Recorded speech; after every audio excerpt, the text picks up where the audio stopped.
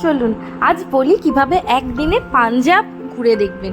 পাঞ্জাব আমরা একদিনে ঘুরে দেখেছিলাম। ট্রেন জার্নি ছিল, আমাদের সাথে যারা গিয়েছিল মানে ট্রেনেতে, আমরা ট্রেনটা একদম বোরিং হয়নি, আমাদের সবাই খুব ভালো ছিল। মানে গল্প করতে করতে কীভাবে যে ট্রেন জার্নিটা কেটে গেছে আমরা বুঝতেও পারিনি। আমরা তিনজনেই গিয়েছিলাম পাঞ্জাব।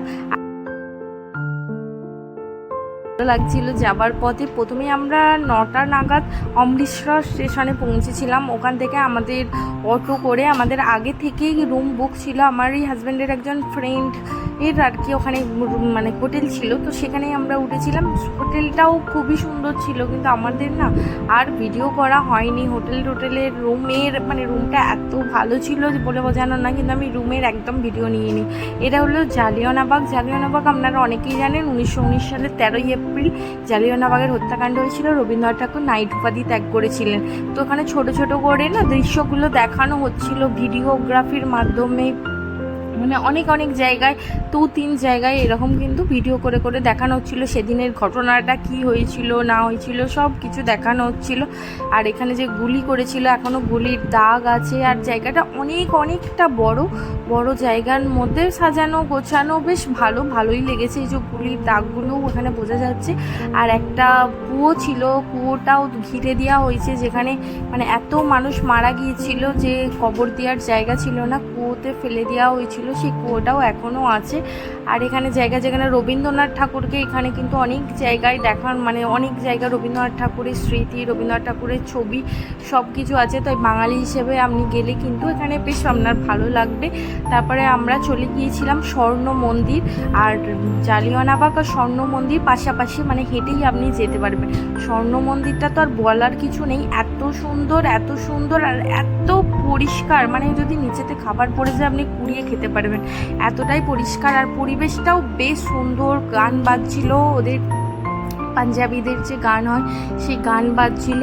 আর এখানে গেলে আপনাকে মাথায় ঘুমটা দিয়ে যেতে হবে, ছেলে হোক মেয়ে হোক ছোটই হোক, বা মাথায় কোনো কাপড় ব্যবহার করতে পারেন। আর ওখানেই আমরা কিন্তু গুরুদুয়ারায় সেদিনে খাবার খেয়েছিলাম। গুরুদুয়ারার খাবারও কিন্তু ভালো, গেলে অবশ্যই খাবেন, ওখানে খেতেও হয়। যে যতই ধনী হোক কিন্তু এই গুরুদুয়ারার খাবার খাওয়াটা উচিত বা খেতে হয় ওখানে। তারপরে আমরা বিকালে মানে খাবার টাবার খেয়ে আমরা বিকালে চলে গিয়েছিলাম বাঘা বর্ডারটা তো আপনি যদি ভারতীয় হন আপনার বুক মানে গর্বে ফুলে যাবে বাঘা বর্ডারে দেখে। এত সুন্দর, ওই যে যেতেই যে দেশের গানগুলো বাজছে। তারপরে আপনার মার্চ হচ্ছে বিএসএফের, ওটা যেহেতু বিএসএফ আর পাকিস্তানের বর্ডার, ডেলি ওখানে কিন্তু বিএসএফদের মার্চ হয়। আর আমরা যেহেতু আমার হাজব্যান্ডের সুবাদে একটুখানি না ভালো মানে জায়গায় আমরা বসতে পেরেছিলাম, আমাদের সেইভাবে লাইন দিতে হয়নি, কিছু প্রবলেমে হয়নি, তো সেই জন্য আমাদের আরও বেশি ভালো লাগছিলো। আর হাজব্যান্ডের জন্য সত্যি আমার একটুখানি গর্ব হচ্ছিল। আর এইখানেই সত্যি আমার বাঘা বর্ডারটা এত ভালো লেগেছে আমি বলে বোঝাতে পারবো না। আপনি যদি দেশপ্রেমিক হন, একবার অন্তত 2 দিন যদি আপনি থাকতে পারেন পাঞ্জাবে, আমি বলবো সব থেকে ভালো। কিন্তু একদিনও যদি কেউ হাতে বেশি টাইম না নেন, একদিন টাইম পান, সেক্ষেত্রেও হয়। আমাদের যেহেতু ট্রেন সেদিনই, তার পরের দিন সকাল 7টায় ট্রেন ছিল, সেই জন্য আমরা কিন্তু একদিনই পুরোটা কভার করেছি।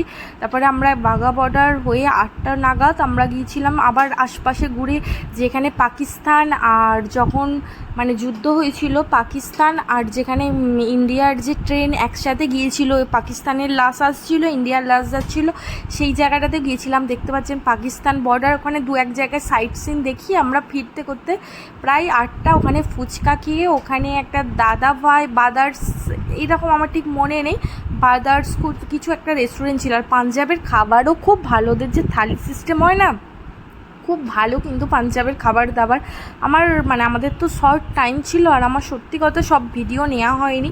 আর আমরা যেই রুমটাতেও ছিলাম, রুমটাও ভীষণ ভালো রুম ছিল, কিন্তু এত শর্ট টাইমের মধ্যে একদিনের মধ্যে আমরা পুরো 3টে জায়গায় কভার করেছি।